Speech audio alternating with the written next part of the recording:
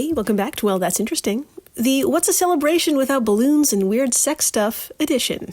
Today is episode 250. Why, yes, it can rain millions of spiders, and romancing the Kākāpō, how to breed New Zealand's most endangered bird. My friends, can you believe it? Can you feel the excitement? Can you feel the achievement? Are you not overwhelmed by the sensation of monumental success? Are you also concerned and maybe a little apprehensive about today's topics? Yes, you should be. It's a flailing yes to all of this. You, me, and the entire flock have not only reached 250 episodes, but we've grown by 3,000 subscribers on Spotify alone at the time of my writing these notes in July, and have been crowned with an astounding 6 awards, with 4 just this year from Million Podcasts, FeedSpot, and Podcast Review. And if you're saying to yourself, wait a minute, I only see 4 on the cover art, good eye. I can't fit 6. Back in May, Alice Florence Orr of Podcast Review re-upped WTI as one of the 11 best science podcasts of 2025. And in June, Million Podcasts threw another laurel at our faces. This show is a top 100 Learn Something podcast. And I love that category. Especially if you say it with an aggressive tone, like, learn something, already for the love of God. What I mean to say is, I don't have the cover space to add all these accolades, and it's your fault. Thank you for doing the things that make a niche, independent, sometimes explicit, always entertaining and educational show a triumph. Tuning in, leaving comments or rating, telling your family, friends, and strangers at that social gathering you really tried to avoid but couldn't, telling them all the weird things you heard and from where, has led us here. And to celebrate, we're going to need some party staples like confetti, balloons, and borderline inappropriate behavior. And I'm going to shower these things on you in a way only WTI can do. In the first half of the show, we're going to start with balloons. Or ballooning, rather, and as you could tell by the title of the episode, this term has nothing to do with inflatable fun bags. Oh, no. Today, we're going to talk about a phenomenon and a process by which spiders take to the air. You heard me. And I'm not talking about 1 or 2 spiders either. I'm talking about the coordinated, synchronized efforts of millions that, when they're ready to land, appear to rain down just like confetti. Another party favorite. From Australia to Brazil, at least 34 species of spider are known to take flight with the use of a few strands. And needless to say, they're really good at it. They've had the practice.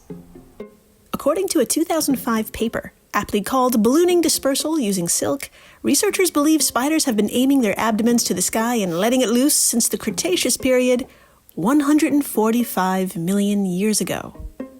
And if that sounds crazy to you, good news.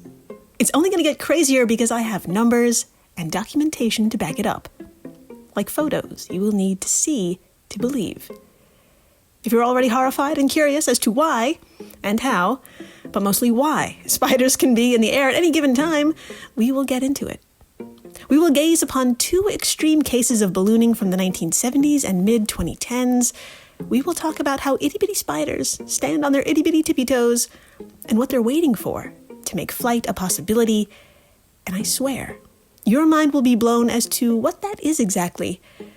And spoiler, it's more than the wind. And of course, we'll talk about the theories as to why they balloon, sometimes all together, all at once. Then after the break, the weird sex stuff.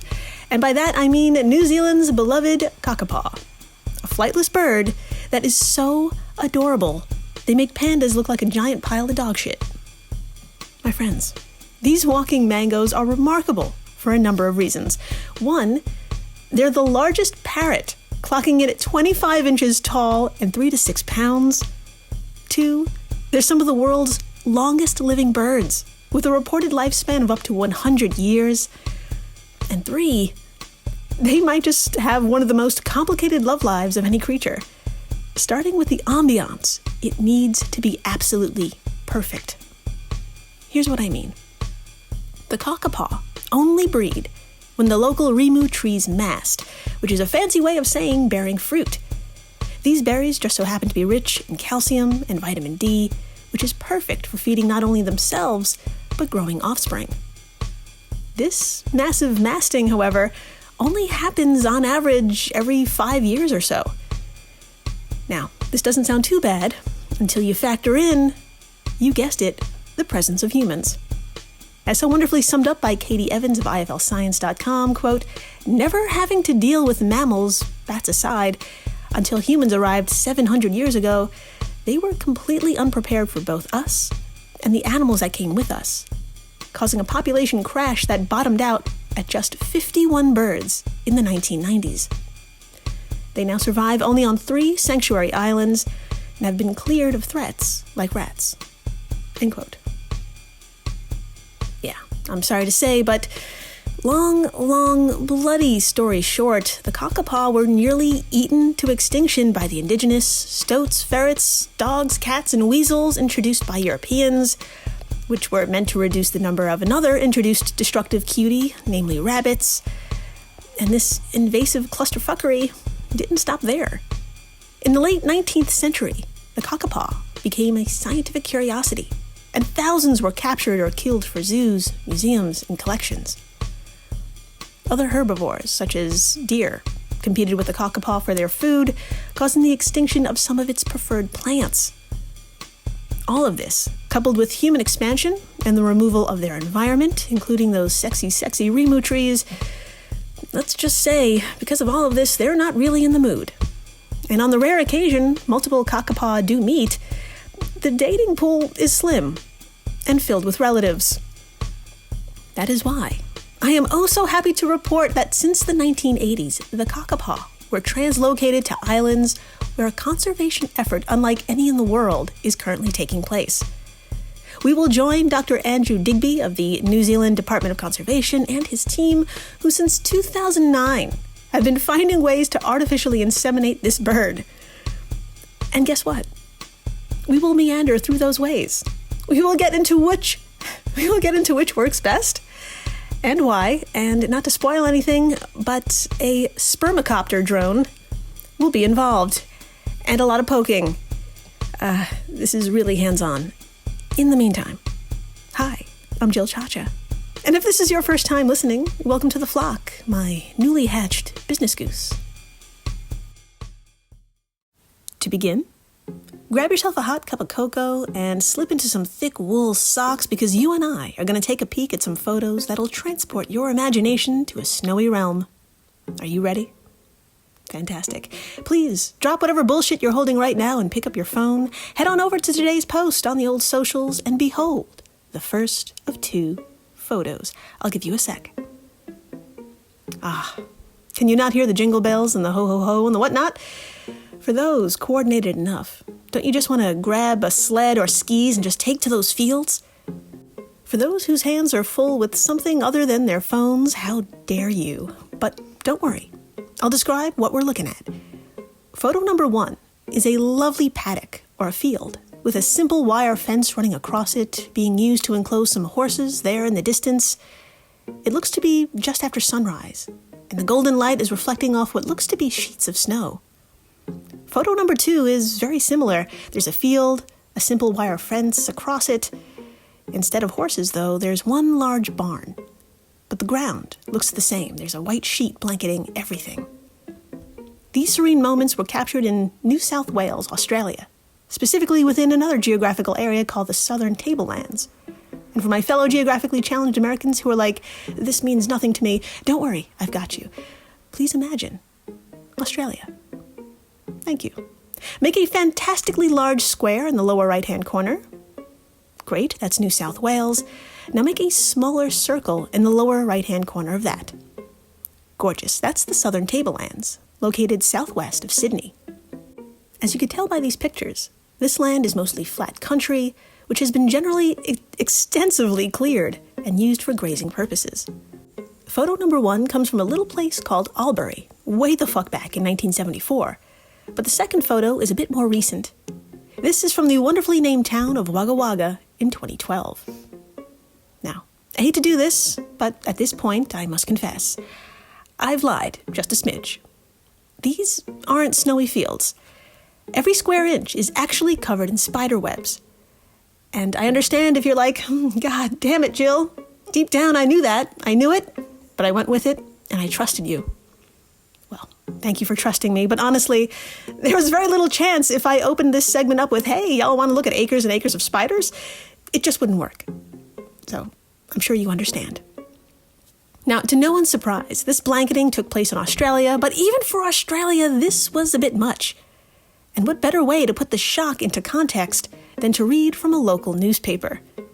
So please, join me as I crack open the Sydney Morning Herald and quote from a glorious article written by Inga Ting, who covered, no pun intended, an even more recent ballooning event in 2015, just 3 years after the last, this time in the appropriately named town of Goulburn. Quote, millions of baby spiders appeared to be raining from the sky in the southern tablelands earlier this month, with one astonished local fearing the region had been invaded by spiders, and another reporting his home was covered in the creatures. Goulburn resident Ian Watson said his house looked like it had been abandoned and taken over by spiders. The whole place was covered in these little black spiderlings, and when I looked up at the sun, it was like this tunnel of webs going up for a couple of 100 meters into the sky. It was beautiful, but at the same time I was annoyed because you couldn't go out with getting spider webs on you. And I've got a beard as well, so they kept getting in my beard. End quote. My friends, I don't know what kind of day you've had so far, but I'm betting you didn't get any spiders stuck in your hair. After poor Ian cleaned himself off, he did the very 2015 thing of signing onto Facebook and posting onto Goulburn's community page with a very Australian problem. Quote, anyone else experiencing millions of spiders falling from the sky right now? I'm 10 minutes out of town and you can clearly see hundreds of little spiders floating along with their webs, and my home is covered in them. Someone call a scientist, end quote. Luckily for Ian, naturalist Martin Robinson from the Australian Museum was already on the case, offering what I like to call facts you could use for small talk at a party. First, he did indeed confirm that this was a ballooning event, and then followed up with these bangers. Quote, they can literally travel for kilometers, which is why every continent has spiders. Even in Antarctica, they regularly turn up, but they just die. That's also why the first land animals to arrive on new islands formed by volcanic activity are usually spiders. End quote. Put a pin in this, by the way, since I bet you have questions. We will get to it. In the meantime, let's talk about how naturalist Martin was then one-upped by South Australian retiree Keith Basterfield, who noted he had been tracking these kinds of events since 2001, take that, and then put a damn ad out in the Goulburn Post asking any and all residents who experienced this last ballooning to contact him. I'm thrilled to report he heard from 2 residents. Quote, around the 27th of April, we experienced this and thought we were being invaded by spiders for 2 days, wrote one woman who said she lived 30 kilometers from Yass, a nearby town. Every time we walk outside, my feet would get covered in very fine cobweb-like substances, and then the clothesline and the clothes were absolutely entangled in it. End quote. Another woman said she was sitting on the front veranda on May 4th when she saw what looked like lots of silk threads, quote, floating through the sky. It lasted for at least 30 minutes. It was quite amazing. End quote. Again, I don't know what kind of day you've had so far, but I'm betting it did not include 30 minutes of whatever the fuck this is. Luckily for these ladies, and everyone else involved, the silk they became tangled in was gossamer, a non-adhesive silk, one of 9 different kinds of silk produced by spiders. And although that is fascinating, I can see your expression from here. It says something like, you know, Jill, I could have lived the rest of my life not knowing any of this, but since we're here, why is this all happening? And how do they do it? Well, I am so glad you asked. Time to unstick that pin from before. Luckily for us, there's many a reason why spiders, tiny spiders, would decide to take to the air. Remember naturalist Martin Robinson? He went on to tell the Sydney Herald that in times of crisis, like in the event of heavy rains or floods, spiders yeet the fuck out of town to safer and drier land. Quote, "When the ground gets waterlogged, spiders that live on the surface or in the ground or in burrows in the ground come up to the foliage to avoid drowning. These ground spiders throw silk snag lines up into the air, and when they catch, use these to haul themselves up and out of the water." End quote. Well, my two-legged business goose, please put a new pin in this regarding how spiders create sails. We will get more into it later. But first, another reason why this happens to begin with. This method of traveling, officially called ballooning, is typically seen in newborn spiders and on occasion small adults. It's believed they launch themselves away from their hatching site or an overcrowded area to find a place with less competition. But every now and then, everyone gets the idea at the same time. So please, if you will, tap on today's post once more and swipe to the third photo. Because yes, I would like you to experience what 14-year-old Brazilian student João Pedro Fonseca Martinelli, nailed it, experienced back in 2019. I'll give you a sec. Yeah, that is a snapshot of a video. I can't even look at it. I'm sorry. It's a snapshot of a video he took while visiting his grandma in the rural neighborhood of Ibiriçu, which is about 250 kilometers northeast of Sao Paulo. And here is what is happening. As translated from terradomundo.com.br, quote, "The footage recorded by João Pedro shows a giant web suspended above the trees. Thousands of spiders dot the web.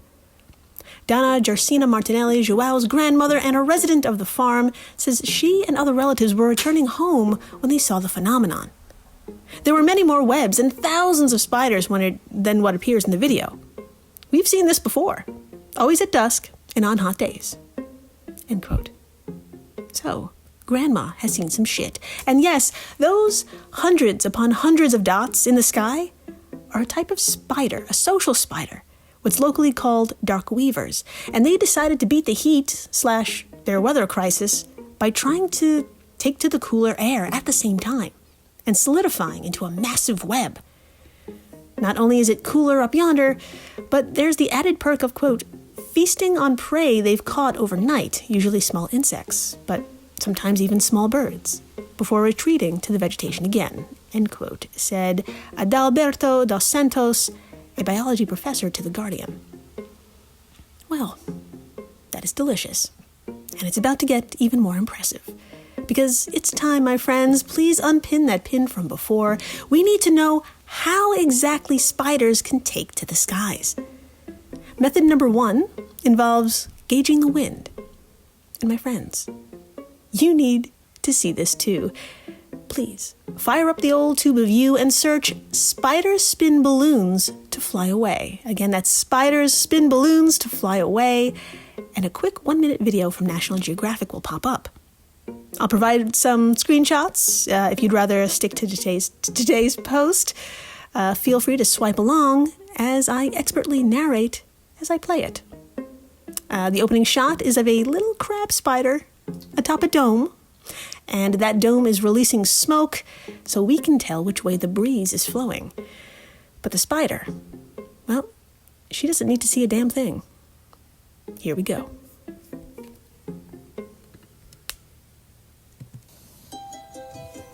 Look closely.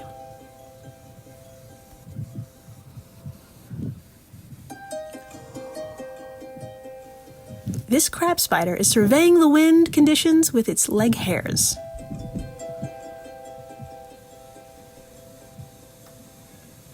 And there she goes.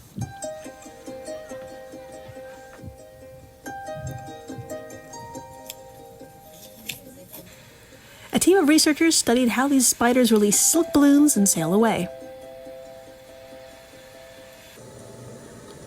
Conditions for the liftoff need to be right. A warm and gentle breeze will do it.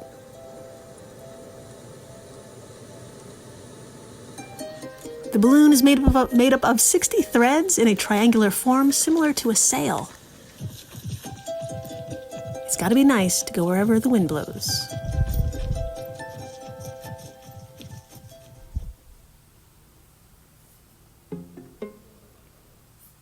Yeah.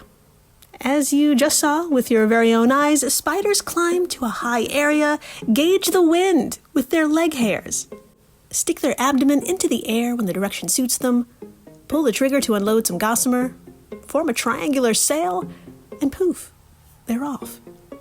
Now, as you could assume, a little creature like this is taking a big risk, exposing itself to the world. There are predators, buildings, moving cars, and various obstacles that could end their trip quickly and with deadly consequences. But this is very much a high-risk, high-reward situation. If successful, a spider may find itself the first to colonize a new state, country, or even continent. According to Ye Olde Wiki, sailors reported spiders being caught in their ship sails over 1,000 miles from land. They've been detected in atmospheric data balloons collecting air samples at 16,000 feet above sea level. And spiderlings are known to survive without food while traveling in jet streams for 25 days or longer. In sum, ballooning is the most common way for spiders to find themselves on isolated islands and mountaintops. And I'm jealous. And I'm not done yet. My friends, brace yourselves. There's another way spiders can take off, and they don't even need the wind. Thanks to researchers at the University of Bristol, we now know that spiders use what's called the atmospheric potential gradient, or APG, the electric current always present in our atmosphere. This is a fancy way of saying thanks to static electricity. With their silk, they can ride the charge created between the ground and the sky. But don't take my word for it. Let's have a listen to researchers themselves. Please lean in as I play an adorable animation you can find on the Tube of You, a video called Electric Fields Elicit Balloonings in Spiders. In it, we will learn of their ingenious experiment and how magical these fuckers really are. Here we go.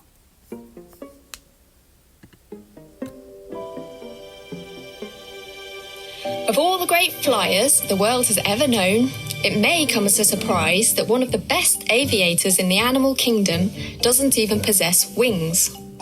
Spiders, instead, use long fans of silk to carry them through the air, often for many hundreds of miles, in a process known as ballooning. They have long been known to have flown the nest in such a way. Charles Darwin himself marvelled at hundreds of tiny spiders landing on the Beagle while out at sea, and later recorded how they took off from the ship with great speeds even on a calm, windless day.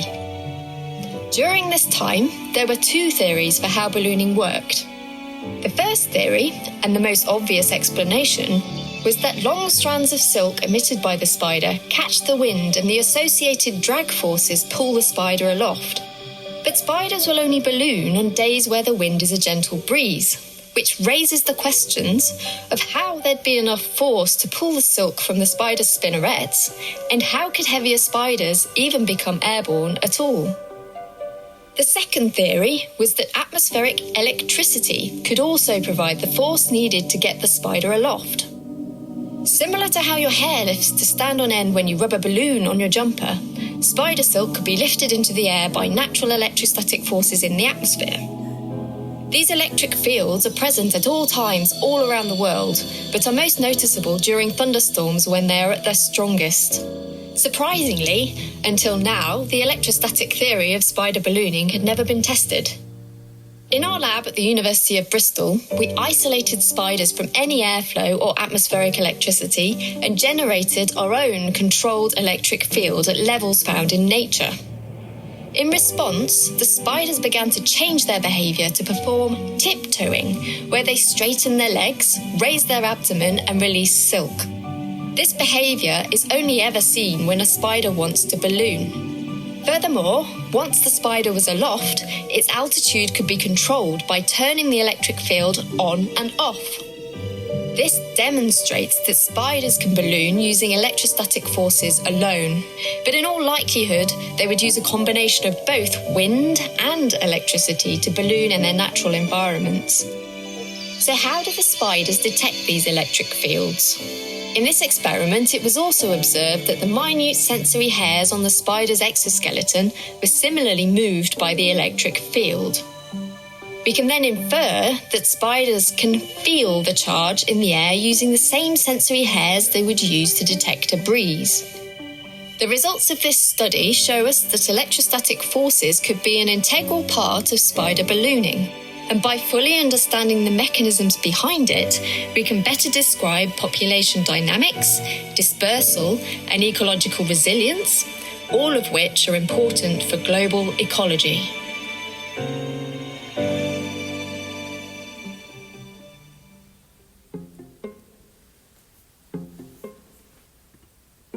Well, goddamn. Imagine using your arm hairs to detect a surge in static in the air and then be all like peacing out at a social situation. I can only dream of doing that. After the break, I hope you're in the mood for love, because we're leaving Australia and Brazil's overflowing spider population for New Zealand's most endangered bird. Grab some latex gloves, baby. We are saving a species. Next. Stay tuned. The family that vacations together stays together. At least, that was the plan. Except now, the dastardly desk clerk is saying he can't confirm your connecting rooms. Wait, what? That's right, ma'am. You have rooms 201 and 709. No, we cannot be 5 floors away from our kids. The doors have double locks. They'll be fine. When you want connecting rooms confirmed before you arrive, it matters where you stay. Welcome to Hilton. I see your connecting rooms are already confirmed. Hilton, for the stay. This episode is brought to you by Indeed. When your computer breaks, you don't wait for it to magically start working again. You fix the problem. So why wait to hire the people your company desperately needs? Use Indeed's sponsored jobs to hire top talent fast. And even better, you only pay for results. There's no need to wait. Speed up your hiring with a $75 sponsored job credit at Indeed.com/podcast. Terms and conditions apply. And we're back. We are so back. And my friends, I owe you a photograph that doesn't make you recoil. If you aren't familiar with the Kākāpō, I am absolutely thrilled that today is the day and the first time you lay your peepers on this adorable cherub of a bird. Please drop whatever other cherub you're holding right now and pick up your phone. Swipe past all the spiders and behold the face of a creature you just want to take in your hands and smush. I know, everything about this bird is round and fluffy. Its little eyes and oversized cheeks make up a face that you just want to squeeze. I have instant cute aggression when I see these little fuckers, and I think it's safe to say that you, at the very least, said, "Oh, God." But alas, if you recall, at the top of the show, the horrendous treatment of the Kākāpō by humans and introduced species alike, then that feeling is probably followed by pains of sorrow. Once distributed throughout New Zealand, as of the time I'm writing these notes in mid-July, there are only 242 remaining. Now, that may sound like a low number, and it fucking is, but it's actually a colossal improvement. To get here, a lot of people had to come up with a lot of crazy ideas to help the Kākāpō increase its numbers. But before we get into it, let's chat a bit about the usual way 2 Kākāpō become expected parents. And it all begins with those rimu trees.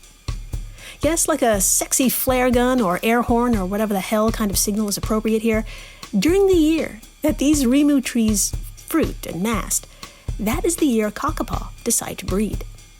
And like I mentioned before, they may have to wait 5 years between each mast. When the wait is over, that show, The Bachelorette, literally comes to life. 5 kilometers or 3 miles from the Kākāpō's usual territory, males gather on a stage of sorts. And like any stage, it's best to be front and center. So at this point, you could expect a lot of male drama, which includes confrontation, raised feathers, spread wings, open beaks, raised claws, and loud screeching and growling. But when that bullshit is over, and everyone takes their place, get this. Each male actually digs out a bowl-shaped ditch that amplifies the love song they've created. Each male channels their inner Barry White, making loud, low-frequency booming calls below 100 hertz. And if you have no idea what that means, don't worry. Please, Lean in and listen to the Kākāpō version of Can't Get Enough of Your Love Baby. Here we go.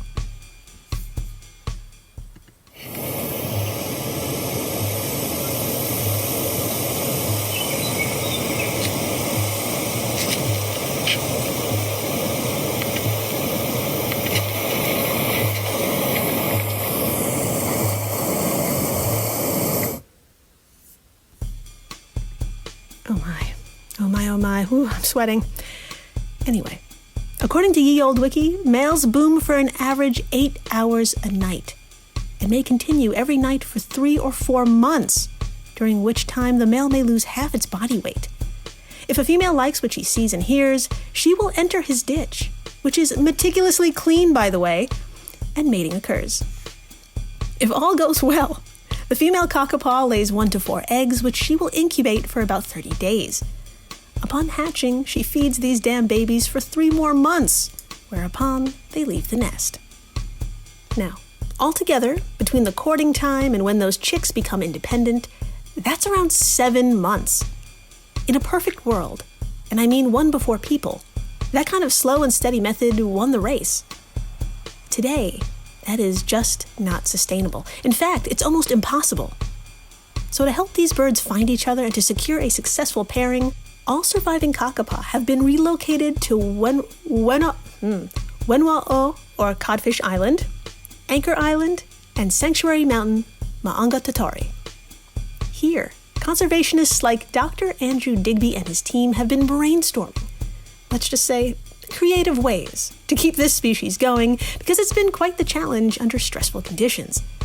For example, quote, one Kākāpō female first nested in 1981, and then the next time was 2006, Digby told IFL Science. She's still around today, and the team is hoping for a hatchling from her soon, but only around 40% of eggs hatch, end quote.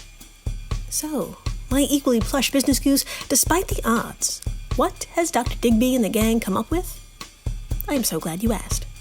As reported by Katie Evans of IFL, every Kākāpō carries a tracker, allowing the team to know when and which females have visited these bachelor pads. Once a female has mated, the team then determines if her choice was, quote, a suitable match, which is really just a nice way of saying she didn't shag a relative. If that does happen, and yes, it does, the team resorts to artificial insemination with the semen from several unrelated males. And boy howdy, we need to get into it. No pun intended.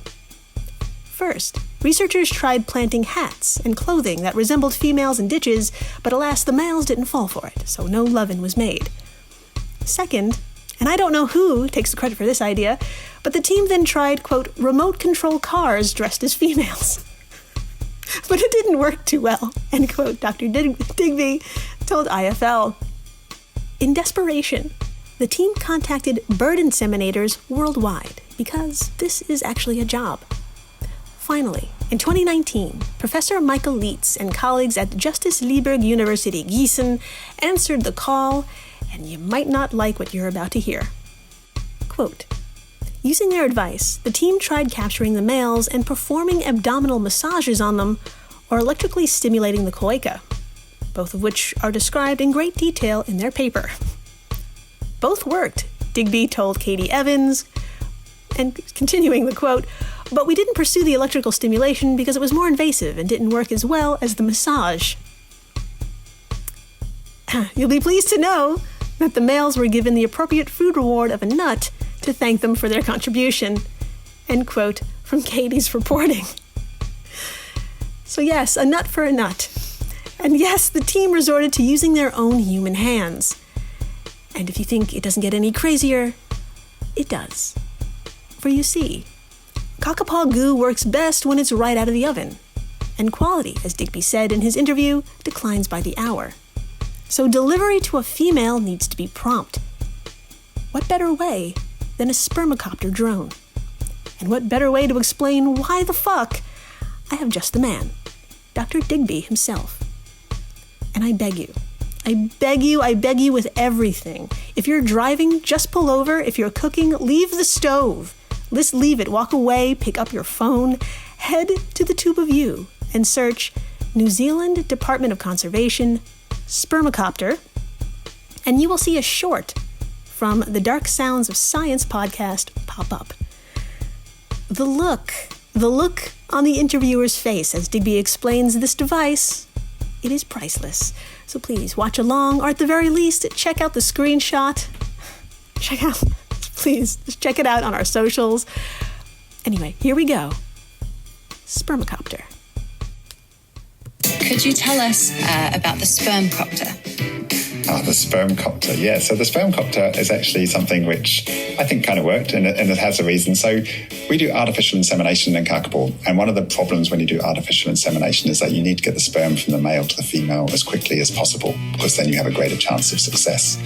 And the problem with Kākāpō is that often they will be up trees, and they will often be on different sides of an island. And so we were starting to do some work with drones, and we thought, well, how about we fly the sperm from the male to the female?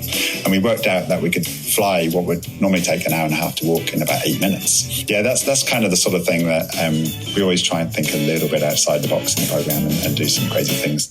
The Dark Sounds of Science podcast is available wherever you get your podcasts. Download, listen, and learn.